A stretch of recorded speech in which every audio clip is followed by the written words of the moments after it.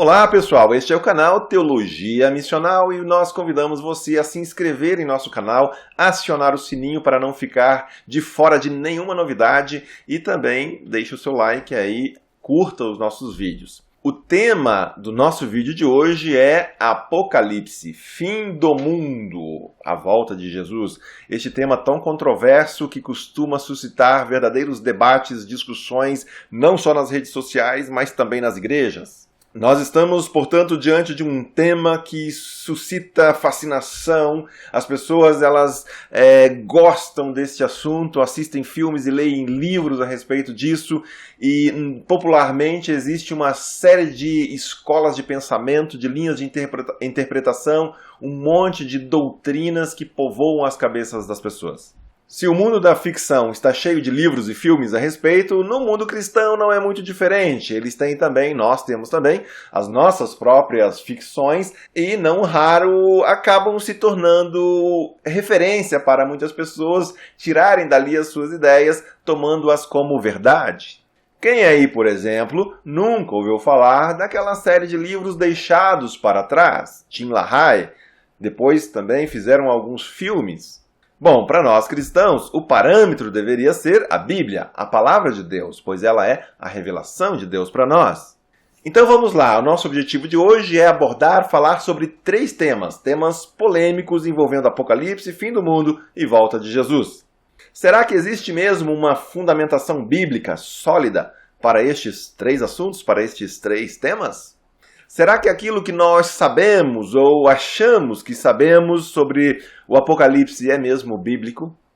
Então vamos lá, 3 equívocos, 3 assuntos, 3 temas. O primeiro deles, a Bíblia e o milênio. O que é o milênio? O milênio, nessa ideia, nessa doutrina a respeito do milênio, costuma-se afirmar várias coisas, mas uma delas é que existiria uma farta fundamentação bíblica para se falar, para sustentar a ideia de um milênio, 1000 anos, de forma literal. É a crença de que chegará um período de grande tribulação e depois deste período de grande tribulação haverá 1000 anos de governo de Cristo. Cristo ele retornará e começará um reino literal de 1000 anos sobre a terra. Mas será que é mesmo assim? O que a Bíblia fala a respeito? Será que nós temos fundamentação bíblica para afirmar coisas desse tipo?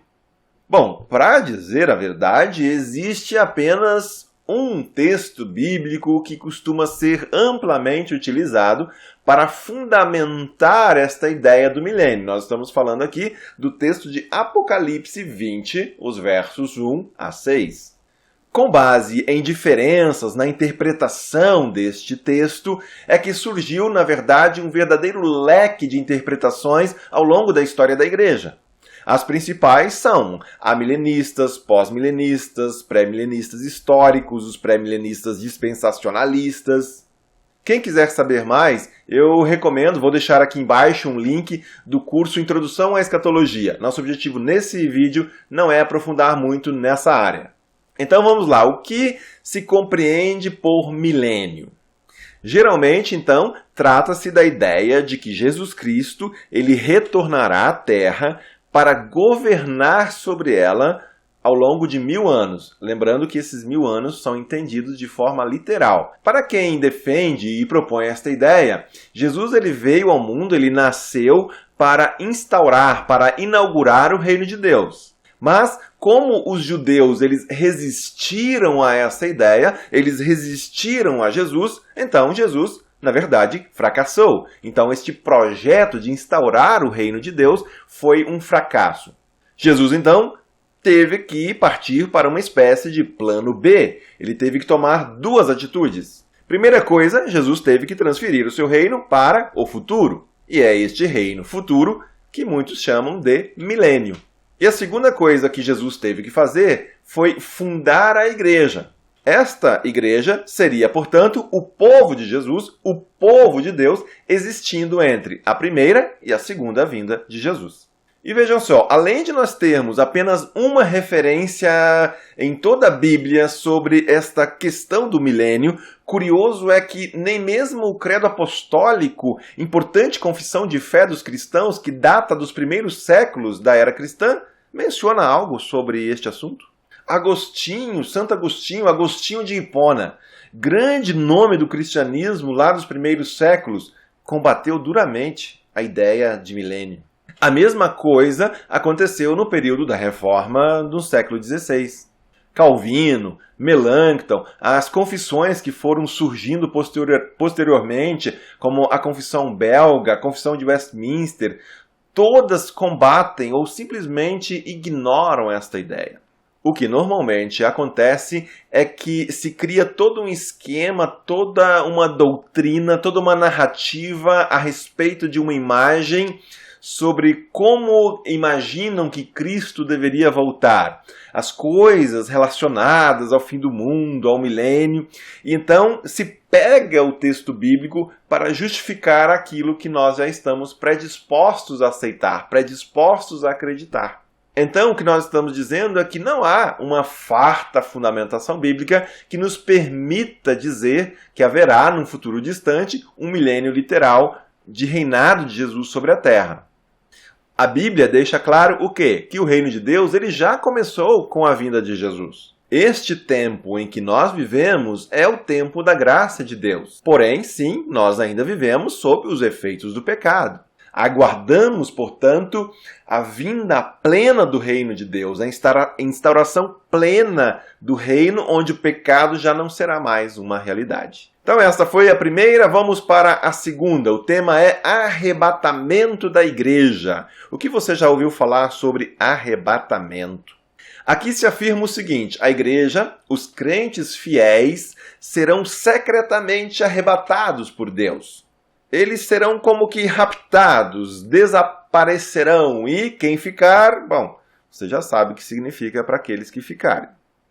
A ideia de um arrebatamento da igreja, ela surge, ela está presente também nessas ideias que nós mencionamos antes, que tem a ver com o milênio. Pois, quando Jesus voltar, ele arrebatará a igreja para preservar os crentes dos 7 anos de tribulação que virão antes do milênio. Bom, e aí, falando de tribulação, eu já dou aí um spoiler do nosso terceiro tema. Porém, falando de arrebatamento, mais uma vez, nós temos pouquíssimo material bíblico para fundamentar toda uma doutrina que seja clara e cristalina diante de nós. Um texto recorrente aí que o pessoal utiliza é 1 Tessalonicenses, o capítulo 4, verso 17. É claro que há outros textos utilizados para fundamentar a ideia de que a igreja ela será removida da terra. E um exemplo é Mateus 24, verso 31. Mas um simples estudo mais aprofundado do contexto é suficiente para revelar o quanto há equívocos nessa interpretação. Existe ainda toda uma outra discussão a respeito de quando a igreja será arrebatada. Será antes ou depois da tribulação? Daí que no estudo da escatologia cristã, você vai se deparar com termos como pré-tribulacionismo e pós-tribulacionismo.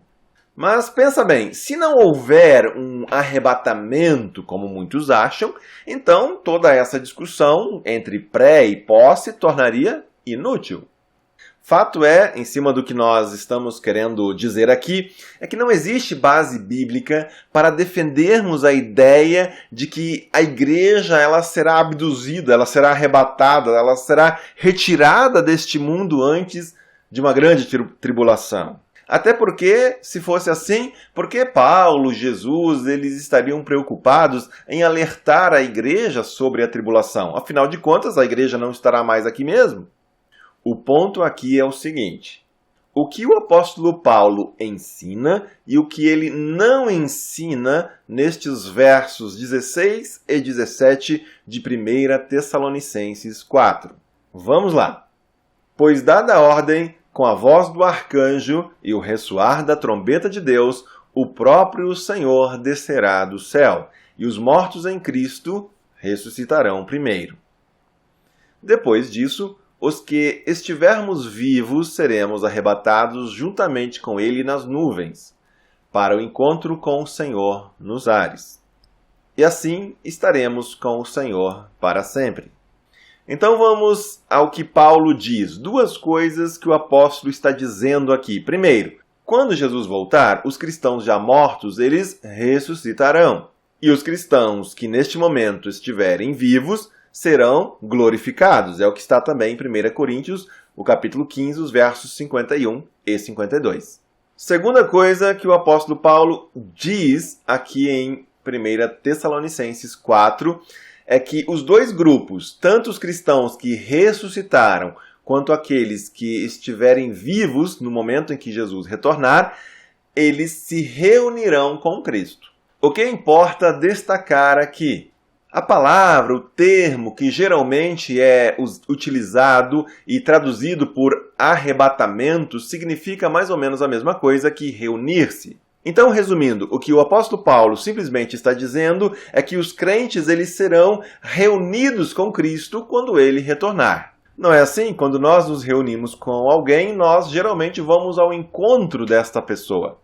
Então, são duas coisas aí que o apóstolo Paulo está dizendo, mas também tem duas coisas que as pessoas costumam enxergar em Paulo, ou neste verso, mas que o apóstolo não está dizendo. O que o apóstolo Paulo não está dizendo aqui? Primeiramente, nada é dito ou ensinado a respeito do que acontece depois deste evento, depois que a igreja, depois que os cristãos vão ao encontro de Jesus. Paulo não está dizendo que Jesus pega os cristãos, que ele pega essa igreja, dá meia volta e desaparece em algum tipo de céu.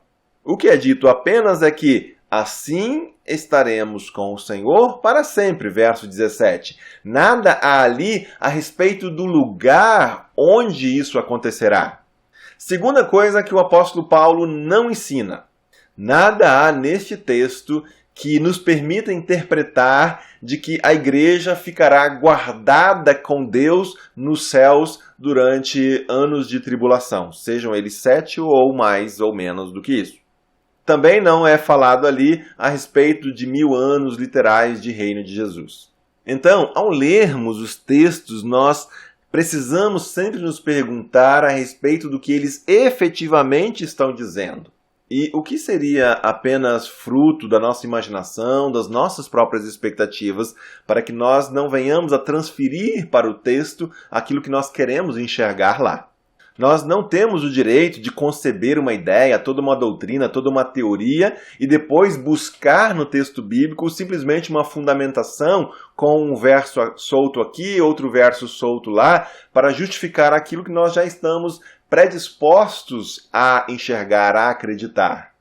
Então, sempre deveríamos nos perguntar de onde vem aquilo que sustenta a nossa crença.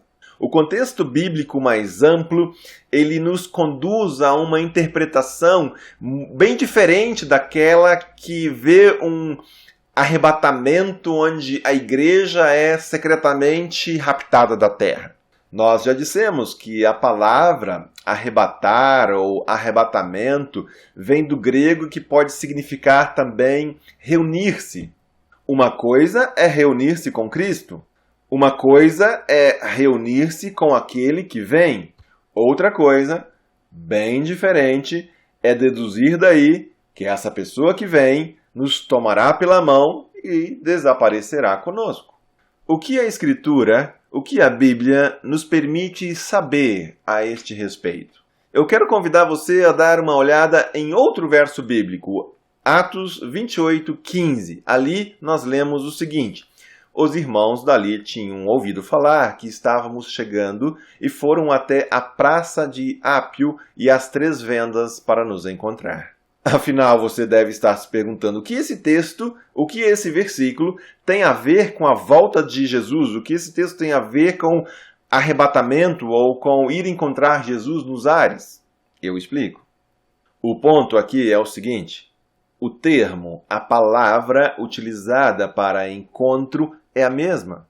O que ela significa é que na época era muito comum que as pessoas elas saíssem para ir ao encontro de quem estava chegando. Destaque para o fato de que quando isso acontecia, as pessoas que iam ao encontro do visitante, assim que elas se encontravam com este visitante, elas retornavam com ele para a cidade. Elas não iam embora com o visitante a partir dali. Conforme o texto de Atos, é isso que acontece com o apóstolo Paulo e seus companheiros quando eles estão indo para a cidade de Roma. A igreja sai de Roma, encontra Paulo ainda fora ou às margens da cidade e depois retorna com Paulo para a cidade. Algo semelhante acontece na parábola que Jesus conta, intitulada a Parábola das 10 Virgens, que nós lemos em Mateus 25. Vejamos somente os versos 5 e 6. O noivo demorou a chegar, e todas ficaram com sono e adormeceram. À meia-noite, ouviu-se um grito: "O noivo se aproxima, saiam para encontrá-lo!" Quando o grupo sai para ir ao encontro do noivo, elas não vão embora com o noivo. O que acontece? Elas acompanham o noivo de volta para a festa, eles o trazem para a festa. Do mesmo modo, a igreja vai ao encontro de Cristo e retorna com ele para a terra. A realidade do reino de Deus, portanto, é na terra, não em algum lugar misterioso que nós costumamos chamar de céu. Assim como a humanidade é restaurada, Deus deseja e vai restaurar todas as coisas, toda a sua criação. As Escrituras falam de novos céus e nova terra. Apocalipse 21. Então, pessoal, não há fundamentação bíblica sólida para fundamentar uma doutrina do arrebatamento que popularmente costuma se ouvir por aí. Assim, não se preocupem. Nenhum carro ficará desgovernado porque o seu motorista foi misteriosamente abduzido por Deus. Vamos então para o terceiro equívoco, o terceiro tema, o terceiro assunto, a grande tribulação. Dentro deste mesmo contexto do milênio e do arrebatamento, outro equívoco muito comum é sobre a grande tribulação. Bom, embora haja aqui também uma grande variedade de interpretações que contribuem para que haja mais de uma linha escatológica, tem uma que se popularizou e que defende que a grande tribulação corresponde a 7 anos que se inicia com o retorno de Cristo e termina com o início do milênio. Trata-se da corrente que ficou conhecida como pré-milenismo dispensacional. Como já dissemos, existem ramificações diferentes com nuances de interpretações próprias. É comum ouvirmos as pessoas lembrando de volta de Jesus, fim do mundo, apocalipse, especialmente quando coisas ruins acontecem. Tragédias, catástrofes, guerras, rumores de guerras, tribulações, logo surge alguém dizendo Jesus está voltando. Bom, que Jesus vai voltar é um fato. Que haverá tribulações é outro fato. O problema é que nós muitas vezes nos esquecemos que a tribulação não é coisa de hoje. Nós não estamos passando pela primeira tribulação. Sempre na história da humanidade houve guerras, rumores de guerras, pragas, pandemias, tragédias, catástrofes. Não podemos nos enganar achando que isso é uma coisa de agora. O que tem de agora nisso tudo é que somos nós que estamos aqui, estamos vivendo isso, estamos sofrendo isso, vendo e acompanhando essas coisas de perto, em tempo real. Uma dor que eu estou sentindo agora pode parecer sempre pior do que uma dor que aconteceu ontem e ainda numa outra pessoa.